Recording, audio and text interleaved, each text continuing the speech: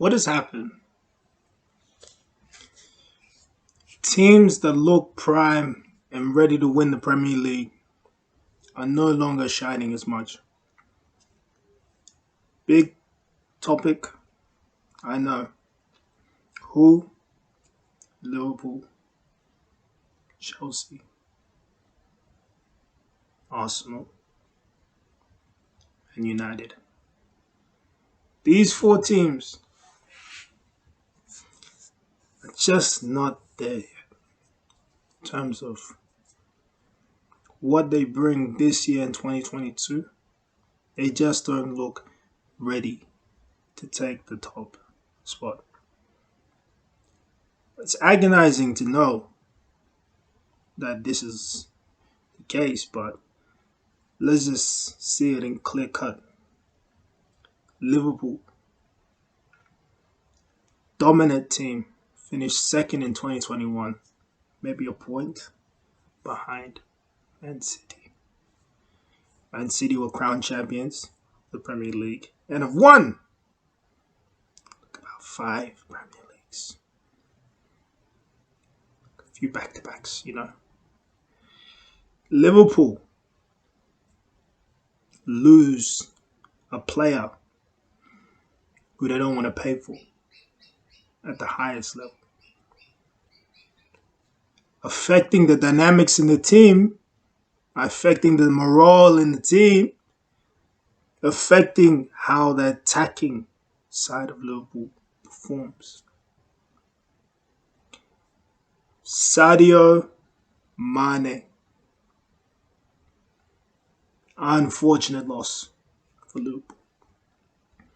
They replaced, yes, they did. But it's the big thing that I think they didn't see was the partnership between Mane and Robinson was akin to the partnership between Trent Alexander-Arnold and Salah. That partnership was spectacular. All wings and wingbacks knew their role, how to play. Let's support. Let's get the ball up. Let's score. Let's find the switch. Let's switch. Salah is now in a position where he's the main threat. Now, if you didn't think Mane was not a main threat before, just be wise and just wait. Because Mane, regardless of how Salah's performing and been getting golden boot, getting golden boot for some of these years. Last year he won golden boot, yes. Tied up with Son, yes. Fantastic work from Son. No penalties, golden boot. Salah is an excellent player, very great player, but his goal tally is only, I know he's doing magnificent, but I say only 5-ish or so more than Mane's goals overall. Could it be from the time that Salah was in Italy playing for Roma that affects it? Or could it be that Mane was just a hungry for goals? Hungry for goals in Southampton when he used to do hat-tricks, sometimes back-to-back, yeah. And then when he came to Liverpool, he's playing hardcore football. What Liverpool lost is Mane's ability to keep the ball. They didn't think about that. But his strength, his ways to get defenders to just leave him alone and just play the ball where he wants. His ability to be in certain spots is what they lost. What did Liverpool replace Mane with? Diaz? Right now, the most informed player for Liverpool. Correct. But Diaz's goals are not pushing Liverpool to the top spot. Diaz's goals is not making Liverpool shine right now. Diaz's hunger.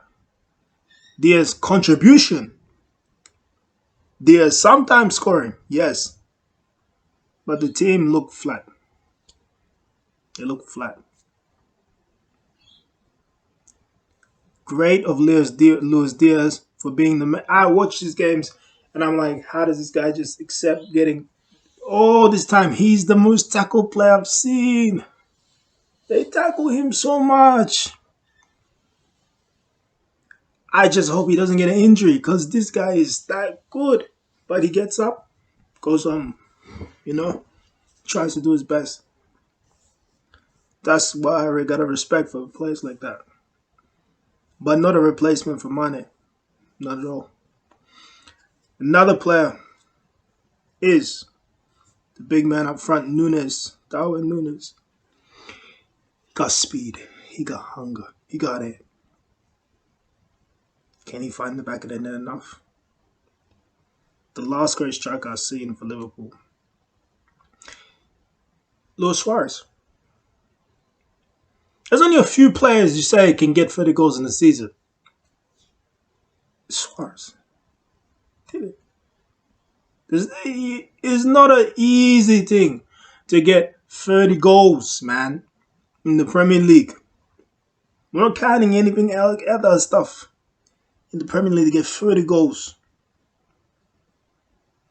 We got a stormtrooper right now, Man City, who's up front, who's making it look like he might even surpass that. But it's yet to be seen, though. But Suarez, on it, man. Nunes looks good. He just needs to be more versatile with his goals. I feel that he's not showing he's able to be a sought out player. Like he's not giving enough difference in how he produces these goals. He's pass me the ball, I'll hit it. Right? Not let me find a good space. He does have good position when he's in the box. But before that, just wiggling around these defenders, he could do it, he could push through it. But we'll wait and see. I like Nunes though. With all these comments I say, I like it because he looks like the guy, man. He looks like the one that could push this through. And guess what? He's from Uruguay too. So it ain't no coincidence, man. Look at that Suarez Nunes tie. Coincidence. Uruguay do some good stuff, man. Uruguay another hidden horse, man. If they made it to the World Cup, these guys, man, they can push it, man. They can push it. I respect Uruguay.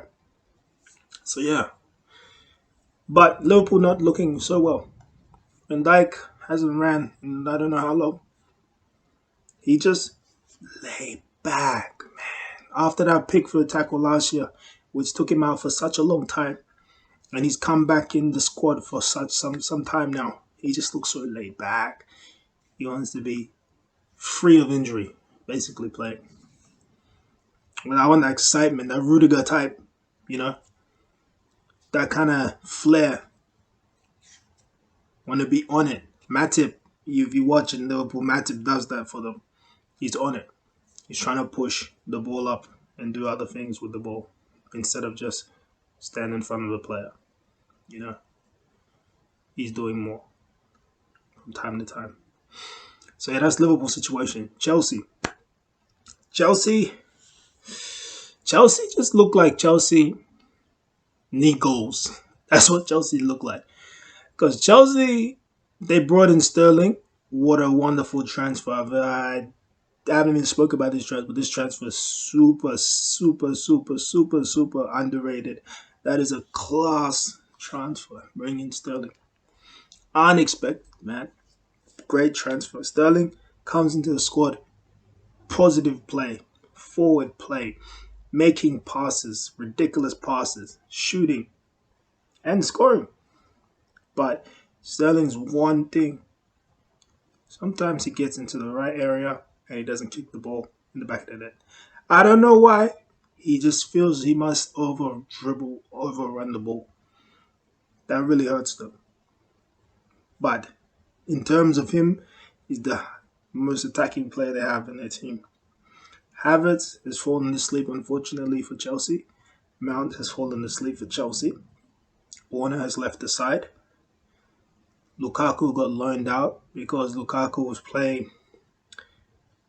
Lukaku what he was doing at Chelsea was he was the big man, but he wasn't flexible. What I mean is he was back to goals type striker, whereas they needed him to do a little bit. Yeah, he wants the ball, hold up play, hold up play, hold up play. Fantastic. But when Chelsea is a team that brings the ball up all the time in the opposition's half, would be positive for him to do a couple of runs there, get in behind defenders, a couple of runs. But it's whatever, He's in Inter Milan now. He's scoring goals, so it's okay. Uh, what else is there? Ziyech, injury, but when he plays, excuse me, he plays with his heart.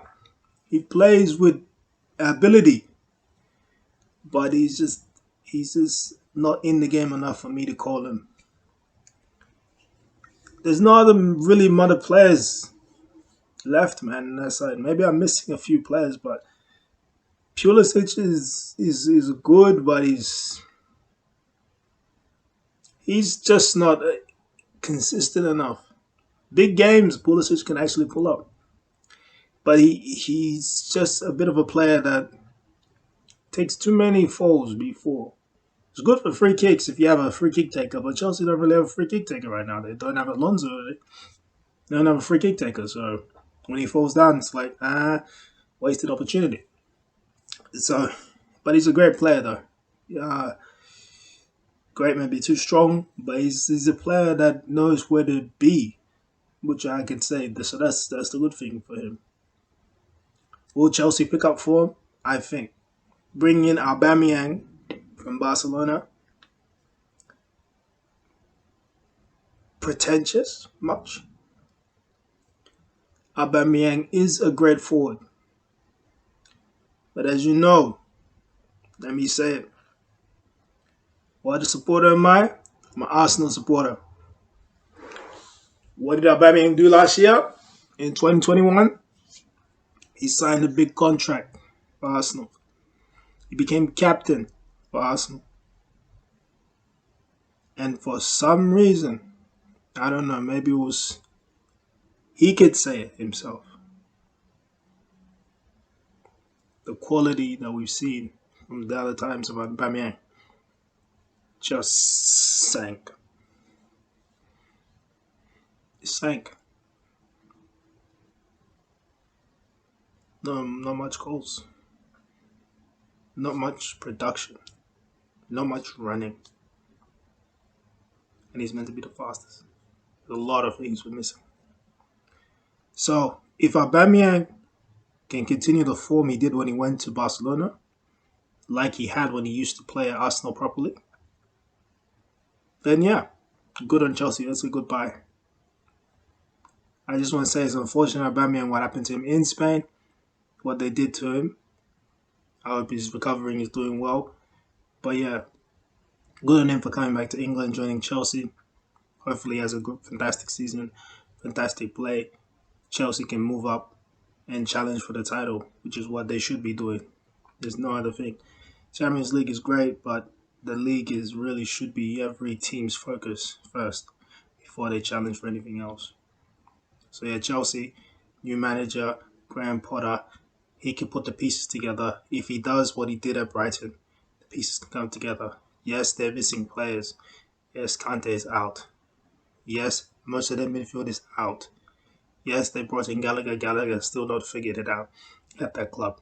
But still, there's potential there. Yes, they got Broja, and Broja's second striker in and out. He could try. He's not doing the same as Southampton, but he's there. Yes, James is not in super form, but he's normally their best player. So, what are you going to say? What are you going to say? And let's not mention, they did bring in Koulibaly. Super signing. Super signing. So, they have top 5 best defenders. Yeah. Top 3 best defenders. with that Koulibaly signing as a centre back.